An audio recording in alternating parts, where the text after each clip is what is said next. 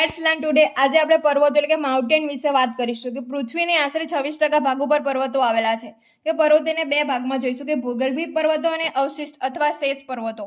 તો ભૂગર્ભિક પર્વતોમાં 4 ભાગ પડે છે. તો ગ્રેટ પર્વત, ખંડ પર્વત, ઘુમટાકાર પર્વત અને જ્વાળામુખી પર્વત. તો તેનામાં અલગ અલગ ઉદાહરણ તરીકે જોઈએ તો ગ્રેટ પર્વતમાં ભારતની અરવલ્લીની પર્વતમાળા કે મુખ્ય પર્વતમાળા આવેલી છે. પછી હિમાલયમાં બનેલા એન્ડીઝ, રોકીસ અને આલ્પ્સ કે જે નવા ગ્રેટ પર્વતો છે.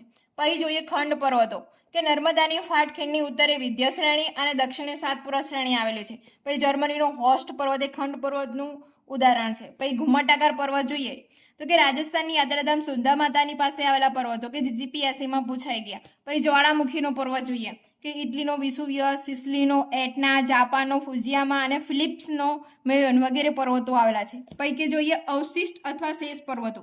તો ભારતમાં વિંધ્યાચલ, પશ્ચિમ ઘાટ, પૂર્વ ઘાટ,